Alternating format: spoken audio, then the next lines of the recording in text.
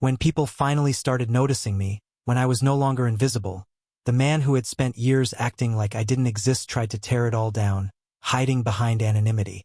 For a long time, I thought it was normal to hear your own name called in your house and never get a response, like your voice didn't belong there. We lived near the wharf, past the spots in Maine where tourists like to take pictures.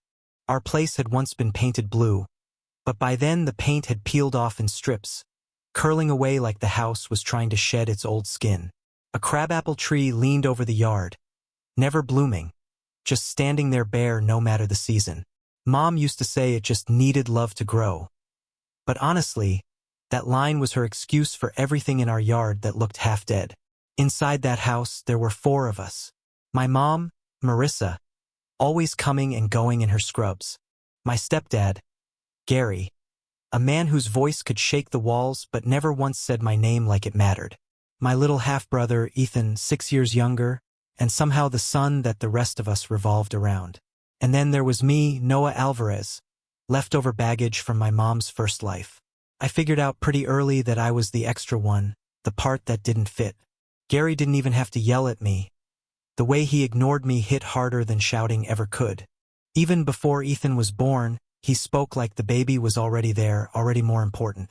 I still remember him at the dinner table saying, "Once the baby's here, we'll really be a family," while I sat across from him holding a fork, feeling like a ghost. Mom would just give this tight little smile and act like nothing had happened. Pretending was her superpower, and she used it all the time. I asked her about my real dad once. I was 7, staring at an empty branch on a family tree assignment. After a long sip of coffee, she finally said, "He was kind, and you have his eyes." That was all, no pictures, no stories, not even a name to hold on to. Later that night, I asked Gary. He didn't even glance up from his beer. "He's not part of this family. Don't stir up what's already settled." That word, settled, clung to me like seaweed wrapped around the docks. That same year, I drew our house for art class. I included every faded shade of blue, a little curl of smoke coming from the chimney, even the crabapple tree standing bare. I showed it to Gary like it was a piece of treasure. He gave it one look, turned back to the game on TV, and that was that. Mom eventually found it on the fridge and kissed me on the head, whispering, "He's tired. Don't take it personally." When Ethan was born, it felt like the whole world tilted off its axis. Gary lit up every time he looked at him. "Look at him, my little clone," he said daily, like it was his new favorite phrase. Ethan got a brand new crib. I slept on a mattress on the floor. He had bedtime stories read to him. I got told to keep my voice down because the baby's sleeping. I didn't resent him, he was just a baby. But when he started calling me lice, and everyone laughed, I corrected him. Gary snapped, "Let the boy have fun." That's when I realized speaking up only ever made me the problem. So I faded into the background. I spent hours sketching in the attic, which Gary once called your little nest. He went up there once to fix a leak and never came back again. Forgetting me seemed natural for him. One winter, Ethan came down with pneumonia.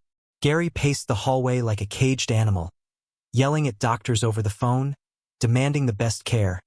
And when Ethan finally got better, Gary actually cried from relief. A week later, I ran a fever. Mom left a bottle of Tylenol on the counter and a scribbled note that said, "Drink water. Sorry, double shift." Gary walked past me without even acknowledging I was sick. Even when I coughed so hard I gagged, he didn't ask if I was okay. That was the moment I stopped leaving drawings around the house. Instead, I started folding them into little paper boats and sending them out into the harbor, just to see if maybe they'd drift somewhere someone might care. That's when I really started disappearing. Being invisible doesn't mean being empty. It means paying attention. It's noticing which cracks in the ceiling shift when it rains, and getting quiet enough to hear your own heart whisper, "You deserve more than this." Back then, I didn't understand it, but that little whisper was the start, the first brick in the foundation of everything I would later build. It's wild the lengths a kid will go just to be noticed. When I was 9, I taped my report card right to the fridge with neon duct tape. Straight A's across the board, even in gym. It was practically screaming for attention. For 3 days it hung there, crooked but proud, and completely ignored. Then it disappeared. I eventually found it shoved behind a pile of coupons in the junk drawer. Meanwhile, Ethan's lopsided crayon drawing of a sun, with legs that looked more like noodles and a tomato-red face, got laminated and displayed in Gary's garage like it was a masterpiece. "Little guy's got talent," Gary said proudly. "Must get that from me." I stood there with ink still smudged on my fingers from the comic books I drew, whole universes I created in the attic, though none of it ever made it to a wall downstairs. I always told myself Mom meant well.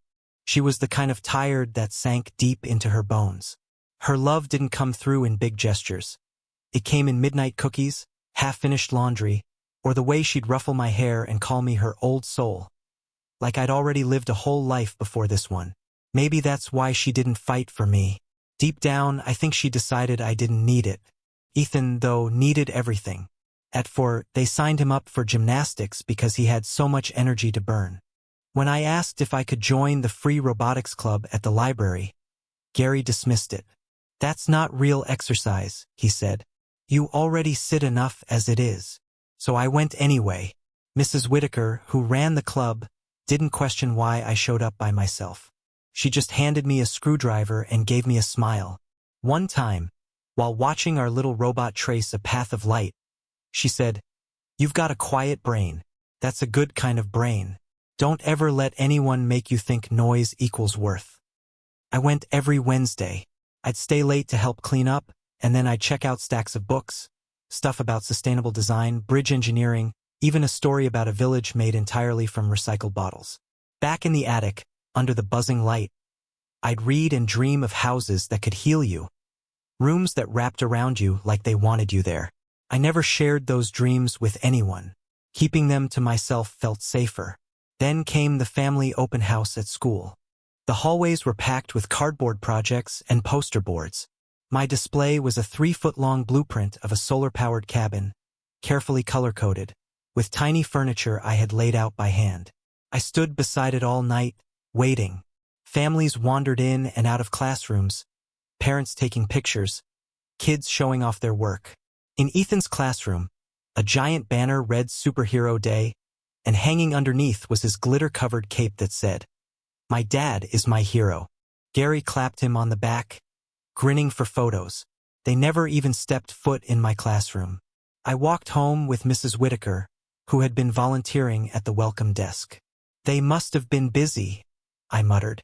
She passed me a thermos of cocoa and said, "Some people only notice what's in the spotlight. Doesn't mean the rest of the stage isn't worth anything." When I got home, Gary was snoring in his recliner, Ethan asleep on the couch with chocolate smeared on his chin. Mom was at the sink scrubbing a pan. "Did you have fun?" she asked without turning around. I nodded. Saying no would have taken too much energy. Upstairs, I pulled the sketches from my wall, folded them into boats, and let the tide carry them off again. Through the window, I could hear Ethan laughing outside with Gary. The cold clung to me when I came back in. After that, I stopped taping anything to the fridge. But I kept building. Not for praise, not even for hope, just to survive. Even paper boats can carry weight when no one else will. I was 11 the last time I asked Gary for something. It was a free Saturday architecture workshop about an hour away, blueprints, structure, even a trip to a firm in Portland. "You'd be perfect for this," Mrs. Whitaker told me when she handed me the flyer. "You don't just see buildings. You see lives inside them." I held that paper like it might vanish if I blinked. At dinner, I waited for a pause. "I found something I want to do." Gary didn't look up. "It's a workshop at the college architecture." Architecture. He finally glanced at me. What kind of kid wants to waste a weekend building houses? He pointed at Ethan's scraped knee, wrapped in a fresh Band-Aid. "This kid actually lives life. You want us driving you around for some fantasy program?" Mom's fork hovered in midair. She said nothing. She never did. I just nodded and excused myself. That night, I stared at the flyer until the words blurred. Then I tucked it into my sketchbook. I couldn't throw it away, but I buried it. When Mrs. Whitaker asked a week later, I whispered, "They said no." She didn't push. Instead, She gave me more books, extra time on the library computer, even a real set of blueprints I traced with shaky hands. She treated my future like something real. Gary treated it like a punchline. Mom acted like it wasn't even there. That was the year I started eating lunch in the back stairwell. Too many cold looks, too many "you're weirds" when I tried talking about insulation or showed off books on design. Home didn't feel much different. Gary's mechanic shop was starting to go under. He slammed drawers and shouted at Mom, never at Ethan, never at me, just loud enough so we knew where we stood. That fall, Ethan joined Pee Wee football. His gear cost more than our groceries. Gary filled Facebook with an album titled Alvarez Legacy Begins. I built a popsicle stick bridge that could hold 5 pounds. Gary looked up once. "That's something," he muttered, then turned back to the TV. That night I took it apart. Easier than pretending it mattered. 2 months later came the break. For our energy unit, I built a cardboard model of an eco-home, complete with salvaged foil windows angled to catch winter light differently than summer. Mrs. Whitaker said it looked graduate level. I left a flyer on the fridge, circled the date, reminded them 3 separate times. Mom even ironed my only button-up. When I stepped up to present, the back row stayed empty. I kept glancing at the door, waiting. They never came. Afterward, Mrs. Whitaker hugged me and said I lit up the room. I went home, lay on the attic floor until dinner. No one asked where I'd been. Later, I overheard Mom, "I just forgot, Gary. We don't need to clap for every cardboard box he paints." The next morning, I set the model on an old boogie board from a yard sale and pushed it into the tide. I watched it tilt, drift, then sink. That was the last time I asked them to show up, the last time I asked to be seen. By 13, I trusted receipts more than people. Tracking every penny felt like proof I existed. I landed my first job delivering newspapers before school. Up at 5, folding in the dark, lugging a canvas bag that cut into my shoulder like a second spine. At least no one could say I wasn't doing my part. Gary didn't notice at first. When he finally caught on, he just grunted, "If you're gonna sneak out, make coffee." So I made coffee out of spite. Meanwhile, Ethan was turning into a local star. By junior high, he even had a Facebook fan page. Gary talked about Division 1 like it was already in the calendar. We couldn't afford new tires, but Ethan got a custom helmet. I got the old calculator pulled from the junk drawer. At 14, I added tutoring. It started after a kid tried to copy off me. I reported it, he got caught, and the principal suggested I tutor him to smooth things over. His mom, the PTA president, paid me $20 an hour and made banana bread better than anything I'd ever tasted. "You're going to be someone important, Noah," she told me. I kept that tucked away like a secret. By 15, I had 3 steady students and a reputation. Quiet, reliable, dependable. I was still invisible at school, but I'd started to prefer it. Ethan only got louder, not just in volume but presence. Coaches adored him. Girls giggled around his locker. And Gary had started calling him the franchise. It wasn't a joke. One night in the garage, I overheard Gary, "We're all in on you, bud. Everything we've got. You'll put this family on the map." Ethan laughed. "What about Noah?" "He's fine," Gary answered. "You're the one that matters." It wasn't even said with cruelty. That week, I stopped eating dinner at the table. I told them I had extra homework. No one questioned it. By 16, I'd saved over $4,000. Money for books, moving, application fees, everything I knew Gary would never cover. I researched architecture programs and paid for the SATs out of tutoring cash. Every step forward felt stolen, like I was taking back a future they'd already written me out of. That fall, Mom's hands started trembling. She missed alarms, the hospital cut her hours. "We'll have to dip into your savings. Just for now," Gary said. Not a request. A statement. I nodded. By then I knew the rules. Ethan's training never stopped. Travel costs got covered. My balance dropped $1,500 in a single month. Gary called it a family need. I started pulling away in silence, mind, body, spirit. At night, I sat on the roof outside my attic window, sketching by flashlight. Floor plans, open spaces, homes where every kid had a door that locked.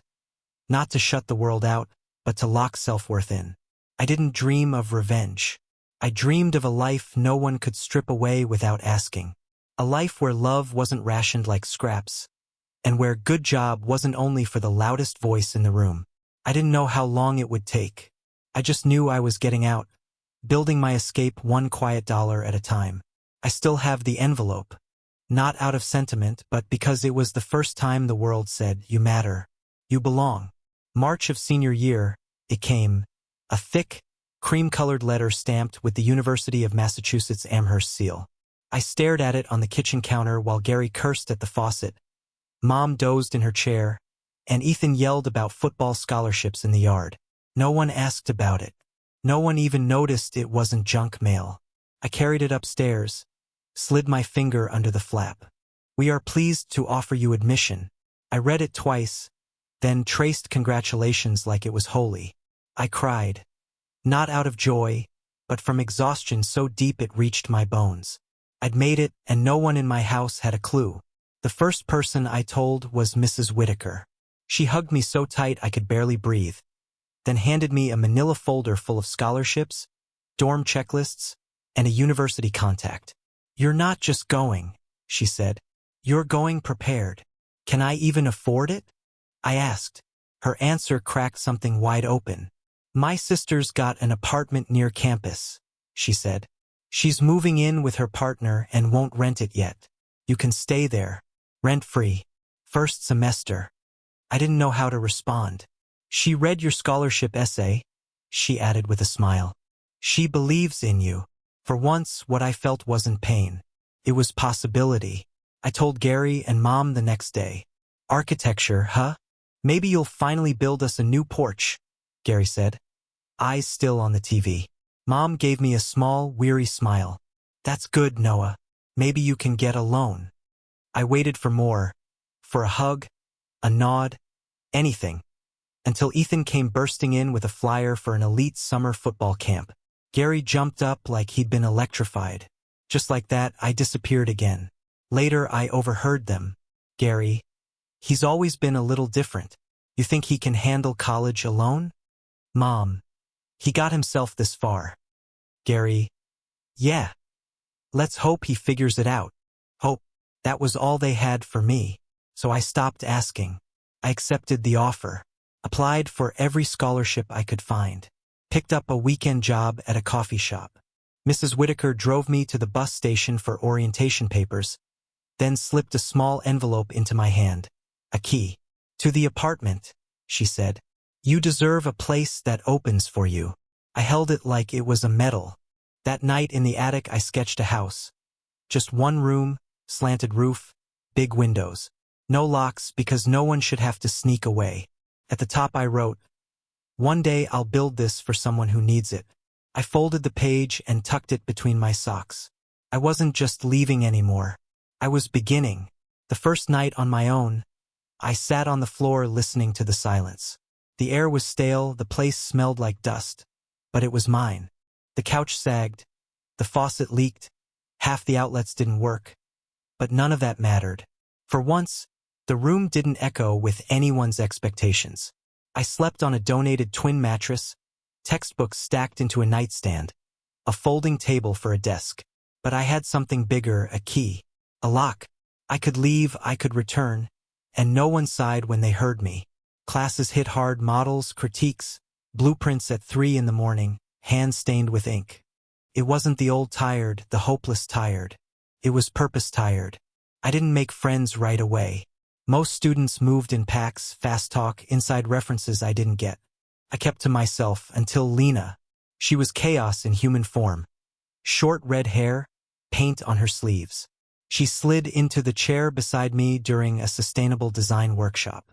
"Solar house on the 3rd floor. That yours?" I nodded. "It's bold, not loud, but it says something." We were friends from then on, like it wasn't even a choice. She dragged me to galleries, ripped apart my drafts with brutal honesty, and demanded I submit my portfolio. "Who told you it isn't good enough?" she asked. "Them?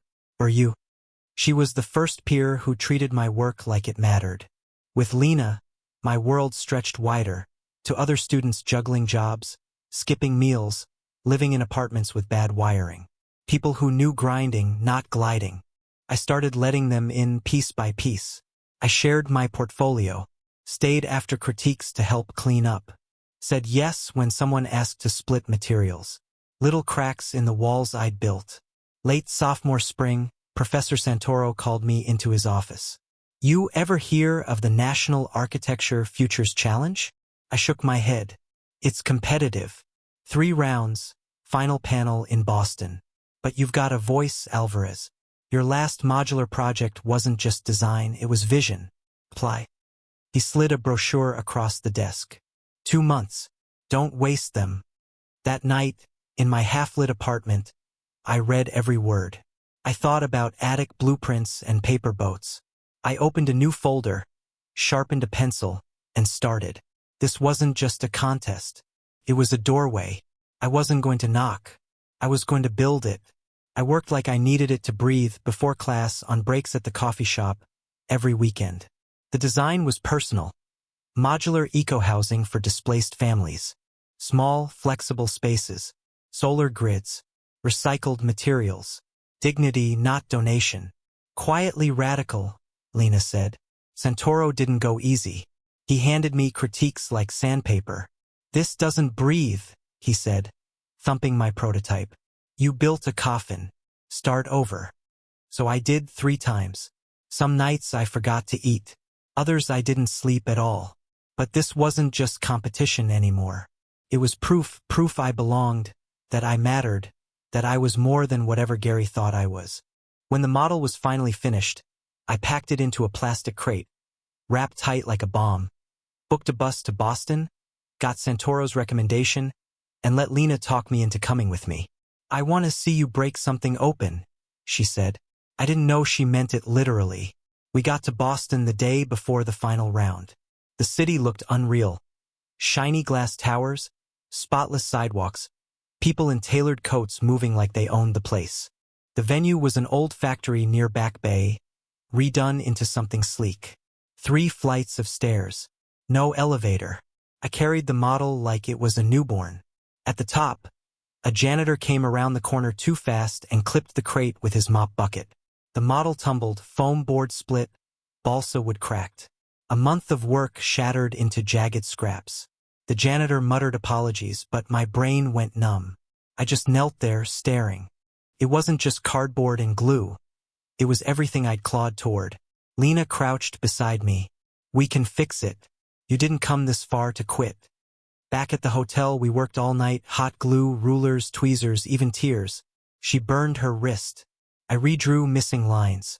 By 3 in the morning, my eyes wouldn't focus. By sunrise, the model looked rough. But it stood. When it came time to present, I dropped my notes. I spoke straight from exhaustion about rebuilding, about how both structures and people can be fragile without being failures. The judges sat quiet. From the back row, Lena gave me a thumbs up. We walked out with no idea how it landed and slept like we'd been dropped from the sky. 2 days later, the email arrived. I'd won grant, mentorship, a national article. I looked across the room at the crooked, battle-scarred model and whispered, "We did it." The room didn't echo anymore. It held things now, including me. 2 weeks later, Next Form magazine ran a full-page spread, "Resilient Design: How a Quiet Mind Reimagined Shelter." My photo, a quote about dignity through structure. I didn't think the internet would care. It did. Then it turned. 3 days after the article, a post popped up. "Funny how this original design looks like the K&A project in Belgium, 2017. A blurry picture of something vaguely similar. Comments stacked up, copied, thief, plagiarist. I barely slept. The university launched an investigation. Santoro pulled everything. Timestamps, sketches, drafts, emails, and stood beside me. "This isn't about truth," he said. "It's about who yells the loudest online." Lena brought soup and killed my Wi-Fi. 3 weeks later, I was fully cleared. No overlap. Documented, uniquely mine. A few days after that, Santoro pulled me aside. The anonymous report? We traced the IP. He paused. It came from your hometown. A man named Gary Dalton. My stepfather. Of course it was him. By then, the article, the expo, the speech, they'd made people see me differently. Him too. And just as Ethan's football dreams collapsed. Injuries, no scholarships, no scouts. Gary's golden child had lost his shine. He couldn't stand it. Couldn't stand that quiet, forgettable Noah had stepped out of the attic without him. So he did what small men do when cornered. He tried to wreck it quietly, anonymously. A last slap without putting his name on it. A short, clinical statement cleared me. Exonerated. But the damage lingered, doubt, the sting of being seen and instantly questioned. That's when my mom called. I saw the article, she said, voice thin. And the other thing, I'm glad it wasn't true. No congratulations. No apology. I'm speaking at graduation, I told her. I'll try to be there, she said. It didn't sound like a promise. Graduation came fast. The robes were too big, the cap slipped forward. At the podium, my prepared speech suddenly felt empty, so I tossed it aside. I talked about the Boston hotel, panic, glue, rebuilding anyway. We're told that what breaks is useless, I said. That failure means we're not worthy. But some things break so they can be rebuilt stronger. You are not what breaks. You are what survives it. I scanned the crowd. You are not invisible, even if they only showed up once the clapping started. The room stood. Some cried. I walked off lightheaded, not sure if I'd gone too far. 2 weeks later, a letter arrived. Not from my mom, from Gary. Typed, not handwritten, like formality could cover up entitlement. You've made a name now. That's good. Since you're doing well, maybe you can help your mother and Ethan. Things aren't easy here. We all have to pull our weight. No mention of my speech. No mention of the years of silence. Just an ask. Polished. Shameless. I read it twice and didn't answer. A few days later, my mom left a voicemail. Her voice cracked. Gary's been drinking more. He lost another contract. Ethan's not himself. I know we weren't the best to you, but if there's any way, the if hung there, half guilt, half hope, half manipulation. I didn't call back. I went to my new place, a small condo by the river, scraped together from savings and the grant. On the wall, I hung one of my oldest sketches. The first modular design I'd drawn at 18, creased and worn from travel. Then I wrote a letter to my mom. I reminded her of the silences, of how she looked away. I don't hate you, I wrote. I just had to stop carrying your regrets. I had to build something that didn't need your permission to stand. I mailed it with no return address. Success didn't knock. Came barging in. Claudia, my boss, called. A chair had opened on the foundations of the future panel at the Northeast Design Expo. It's televised. You'll sit next to Adrian Wells. I'm not ready, I said. You've been ready, she cut in. Are you done hiding? I said yes. Lena took the train up and dragged me into a second-hand boutique. We're going tailored, she said. 2 days before the panel, I got a text from an unknown number. Saw you're speaking at the expo. Congrats. We're coming to support. Mom and Ethan. Not can we come? Just we're coming. I didn't answer. Don't let them hijack this, Lena told me. This moment is yours. The morning of the panel, I walked into the green room and froze. Ethan was there, broader now, still wearing that look like rooms should bend around him, though his eyes looked tired. Didn't think you'd actually pull it off, he said, nodding toward my badge. Be someone. Why are you here? Mom wanted to see you. Gary stayed home. He paused. Remember the model with the foil windows? He pulled it out of his backpack. One corner crushed, colors faded, but unmistakably mine. I wanted to show you I didn't forget everything. Before I could respond, the stage manager called us out. The panel opened to applause. Wells was smooth. The Yale professor went on about designing for the elite with empathy. My hands went numb. When it was my turn, I spoke about modular housing, about dignity as a choice in design, about growing up in rooms that remembered silence. Then I did something I hadn't planned. I held up the faded model. "I built this when I was 11, I said. "It sat in an attic for 10 years. Nobody ever asked about it. But I kept building anyway. Even if you're invisible, you can still imagine a place where you matter." The room stilled, then erupted. After it aired, my phone lit up. Mentions, messages, offers. I was trending again, this time for the right reasons. A photo of me holding the model with Ethan in the background spread fast. The internet did what it does, dug into his sports history, the injuries, my quote. Comparisons took off. Imagine being the golden child and your quiet brother rewrites the family legacy. It went viral. 3 days later Gary called. His voice slurred. "Big shot now? Making speeches. Making us look like assholes on TV." "You did that yourself," I said, and hung up. 10 minutes later, Mom texted, "He's angry, but he's hurting too. Can't you just talk to him?" I didn't respond. Instead, I posted a picture of the model, no caption. The comments filled with stories from kids like me, the overlooked ones, unseen until they forced the world to notice. That night I lay awake, the expo badge on the dresser. Not because of the moment itself, because I knew what was next. Recognition is a flood, and floods expose everything. Fame doesn't close old wounds, it just makes the scar easier to see. After the expo came a flood. Consulting offers, speaking gigs, a podcast series, even a call from the Smithsonian. The firm's funding tripled, and Claudia handed me a team. Lena threw a party and told me, "You're too big for your trauma to carry by yourself now. We'll hold some of it." Back home, the story twisted. Ethan called, wired, restless. "They're talking about you everywhere. Dad's not handling it." "He's not my dad, right? But he's drinking more. Says you're making him look bad. Mom's trying, but..." He hesitated. "He wants to sell the house. Says since you're the family name now, maybe you can help cover the debts." The next day, a certified letter showed up.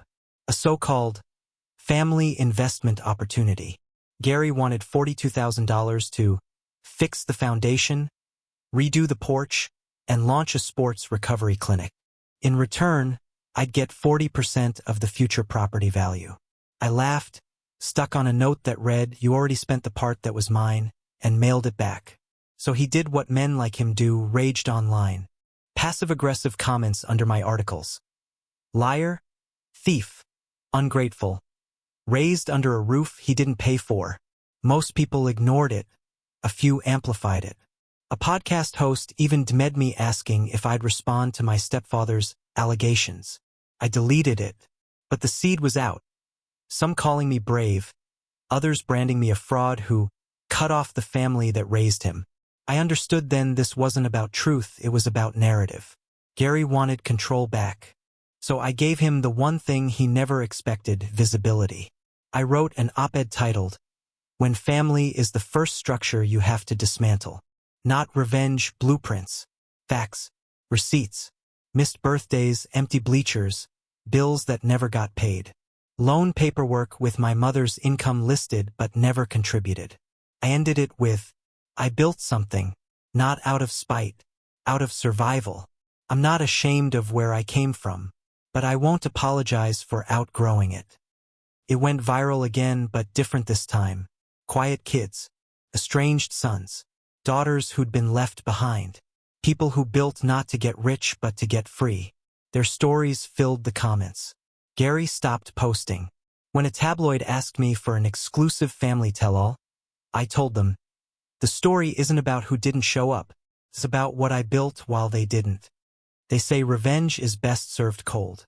I didn't want revenge. I wanted proof, physical, undeniable, that I'd built something they could never touch. That's what the house became. Not just a project. Not just a shelter. A symbol. It started as a pitch to the city council. A hub with 6 modular eco-homes gathered around a shared courtyard, designed for youth aging out of foster care. Solar power. Flexible rooms. No rent the first year, a safe start. After months of negotiation, the council signed off. Claudia matched the funding. A nonprofit came on board. And suddenly we were pouring a foundation. Hard hat on, blueprint in one hand, phone buzzing in the other, and then a message came from someone I hadn't heard from in years. Mrs. Whitaker. A letter, not an email. I saw what you're doing, Noah. You're making places for people to heal. That's architecture. That's legacy. I broke down beside the cement truck while subs shouted measurements across the site. She had been the first adult who looked at my future and didn't flinch.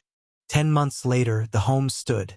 I was on site almost every day, hiring trade school apprentices, bringing in college interns, letting a former foster kid help design the interiors. At the launch, the courtyard was packed with donors and media. And at the very back, my mother. No Gary. She looked thinner, worn, but clearer somehow, like something heavy inside her had finally loosened. After the speeches, she joined me near the garden beds. I read your op-ed, she said. I wanted to be angry. Couldn't. This is beyond anything I ever pictured. You didn't picture much, I said, not to wound her. Just the truth. You're right. I didn't know how to protect you. I didn't know how to stop him from deciding who mattered. That was your job. I know. We stood quietly for a while. Then she pulled a tissue-wrapped bundle from her bag, the middle school eco-home model I thought I'd send out to see. Fragile, missing parts, but still intact. I saved it, she whispered. I don't even know why. I just wanted you to know. I see you now. She left without asking for photos, a tour, or money. I watched her go. For once, there wasn't anger, just space. A year later, a teenager walked into my office carrying a battered duffel and holding a sketchbook like armor. His name was Kai, 17, 2 months from aging out. The shelter had sent him to our mentorship program. He sat across from me in silence for a full minute before speaking. I don't expect you to care, he said. I just want to learn to build things. I looked at him and saw myself, the tension, the bracing for disappointment, the hard shell hiding soft genius. I slid him a pencil and pointed at the drafting table. No rules. Show me what's in your head. He stayed until night. Kai became our first full-ride apprentice. Now he co-teaches design workshops for shelter kids every Thursday. One of his sketches hangs beside mine in the lobby of the Whitaker house. I don't need to be seen anymore, but I do need to make sure kids like him are. Since the expo, everything moved faster than I could have imagined. TED Talk, a fellowship, a UN consulting role on post-crisis housing. Magazine covers, dinners with senators, my name spoken in rooms I'd never dreamed of entering. But the proudest moment?